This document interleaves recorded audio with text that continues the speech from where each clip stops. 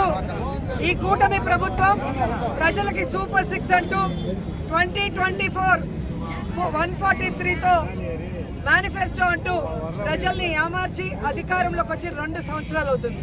ఈ 2 సంవత్సరాల్లో సూపర్ 6 అనేది సూపర్ ఫ్లాప్, 2024 మేనిఫెస్టో అనేది 420 మేనిఫెస్టో. ఇది ప్రజలందరికీ చంద్రబాబు నాయుడు వెన్నుపోటు పొడిచి 2 ఏళ్ళు అవుతుంది, పంగనామాలు పెట్టి 2 ఏళ్ళు అవుతుంది అనేది స్పష్టమైంది.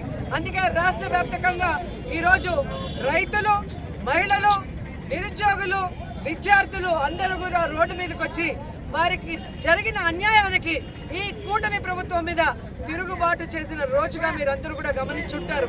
ఎందుకంటే ఈరోజు నిరుద్యోగులకు ఉద్యోగం ఇస్తారు, లేకపోతే నిరుద్యోగ భృతి 3000 ప్రతి నెల ఇస్తామన్నారు, ఒక్కరికి కూడా ఇవ్వలేదు.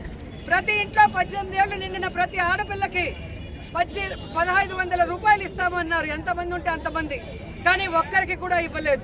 0 వడ్డీకే రుణాలు ఇస్తామన్నారు, 0 వడ్డీకి ఇవ్వలేదు. ఆరోగ్యశ్రీని అనారోగ్యశ్రీ చేసేశారు.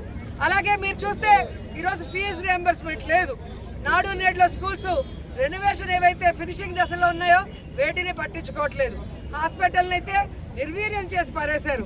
ఆల్రెడీ మెడికల్ కాలేజీల్ని, పోర్టుల్ని, హార్బర్ని ఎలా పప్పు బెల్లాలకి అమ్మేయాలని చూస్తున్నాం. ఫ్యాక్టరీల పేరుతో తమ బినామీలకి 90 పైసలకి రూపాయికి కోట్లాది రూపాయలు విలువ చేసే ల్యాండ్లను ఎలా అంటగట్టి ప్రజల సొమ్మును దోచిపెడుతున్నారో మనం చూస్తున్నాం. అలాగే మంత్రులందరూ కూడా ఈరోజు ప్రభుత్వం ప్రజలు కట్టే ప్రభుత్వానికి పన్నులు ఈరోజు జల్సాలకు ఉపయోగించుకుంటున్నారు తప్ప తిరిగి ప్రజలకి ఒక డెవలప్మెంట్ చేయాలన్నా, ఒక వెల్ఫేర్ చేయాలన్నా డబ్బు లేదు అని చెప్పి ఈరోజు దొంగ కన్నీళ్లు పెట్టుకోవడం మనం చూస్తున్నాం. ఈరోజు పవన్ కళ్యాణ్ అనేవాడు నేను గెలిస్తే మీ అందరికీ అండగా ఉంటాను అన్నాడు. ఎవరికి అండగా ఉన్నావు? నీకు ప్యాకేజీ ఇచ్చే చంద్రబాబు నాయుడుకి అండగా ఉన్నావు. ఆయన చేసిన తప్పుల్ని కవర్ చేయడానికి డైవర్షన్ పాలిటిక్స్ చేస్తున్నావు తప్ప నువ్వు ఏ రోజు ఈ రాష్ట్రంలో నువ్వు ఇచ్చిన మాట ప్రకారం మహిళలకు కానీ, కాపులకు కానీ, నిరుద్యోగులకు కానీ, యువతకు కానీ అండగా నిలబడ్డావా అని అడుగుతున్నారు. మహిళలకైతే ఎంత అన్యాయం చేశావు.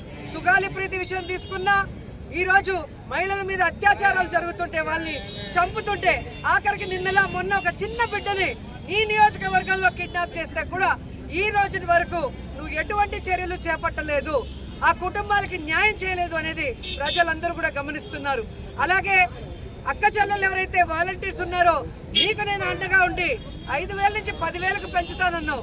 ఆఖరికి 5000 కాదు కదా, వాళ్ళకి ఉద్యోగమే లేకుండా రోడ్డు మీద పడేసిన గనుడివి నువ్వా ఈ రాష్ట్ర ప్రజలకు మంచి చేసేవాడు అని అడుగుతున్నా.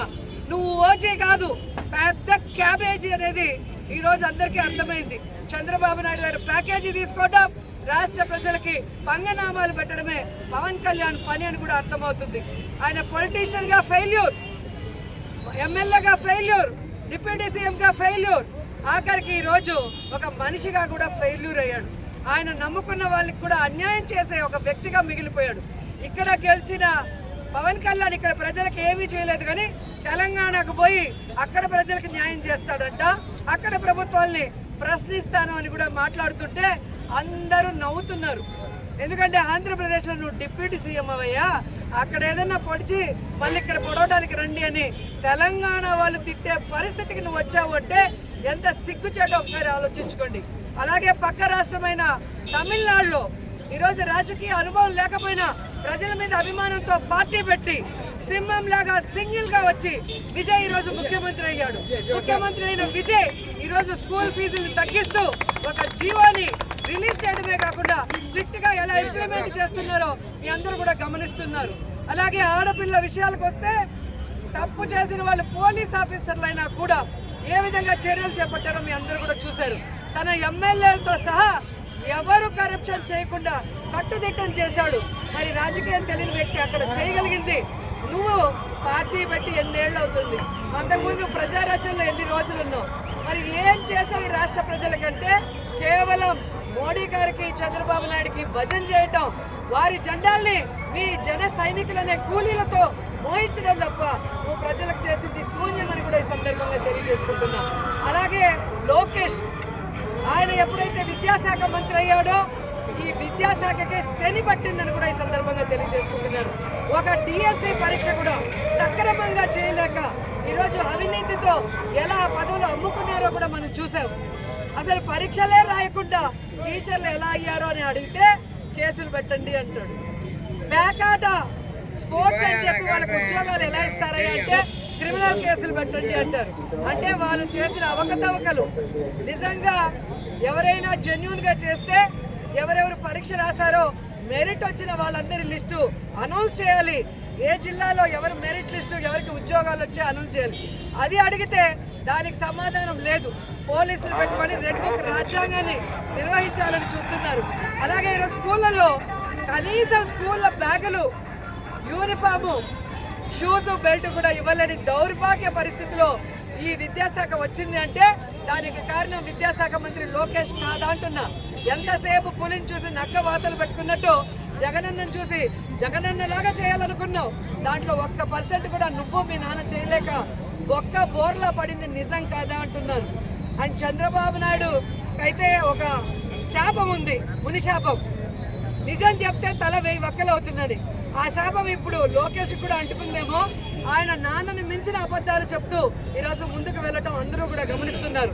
సో ఈ రాష్ట్ర ప్రజలు ఈ రోజు ఏదైతే నిర్ణయం తీసుకొని ఈ కూటమి ప్రభుత్వం మోసాన్ని బయటికి తెచ్చే విధంగా రాష్ట్రమంతా బయటకు వచ్చారో, మీ నియోజకవర్గాల్లో ఉన్న ఎమ్మెల్యేలు చేసే అక్రమాలని, అవినీతిని, వారిచ్చిన మేనిఫెస్టోలో చేయని వాటిని చొక్కా పట్టుకొని నిలదీసి ఆ చంప ఈ చంప వాయించమని కూడా ఈ సందర్భంగా తెలియజేసుకుంటున్నాను.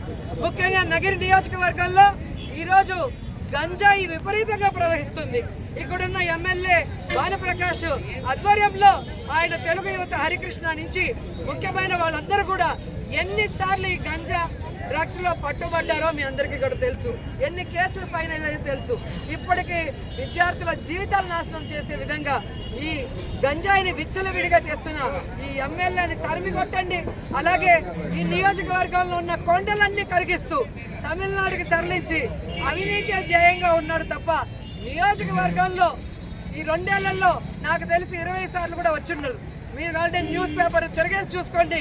ఎవరు ఎన్ని రోజులు ఉన్నారు, ఎవరు ప్రజలకు అండగా ఉన్నారు, ఎవరు ప్రజలకు మంచి చేశారో గత 5 ఏళ్ళు ఇప్పుడు 2 ఏళ్ళు మీరు బేరీజ్ చేసుకుంటే మీకే అర్థమవుతుంది. మొన్న సిగ్గు లేకుండా ఒక ప్రెస్ మీట్ పెట్టి ఆవిడ నగిరికే రావట్లేదు, నగిరికి వస్తే కదా నేను చేసిన అభివృద్ధి తెలుస్తుంది అన్నారు. నువ్వు చేసిన అభివృద్ధి ఏమన్నా కనిపిస్తే కదా. ఇక్కడ చూడండి కంకర టిప్పర్లు, అక్కడ చూడండి టిప్పర్లు పోయి ఏ విధంగా ఈ నగిరి నియోజకవర్గంలో ఉన్న ఏదైతే సంపద ఉందో మట్టి కానీ, ఇసుక కానీ, కంకర కానీ, గ్రనైట్ కానీ దోచుకోవడమే ధ్యేయంగా పనిచేస్తున్నావు తప్ప నగిరికి వచ్చి నువ్వు ఇచ్చిన మేనిఫెస్టోలో, నువ్వు ఇచ్చిన సూపర్ 6లో ప్రజలకి అమలవుతున్నాయా లేదా అనేది గమనించావా? నీకు దమ్ముంటే నువ్వురా, మేము వస్తాం.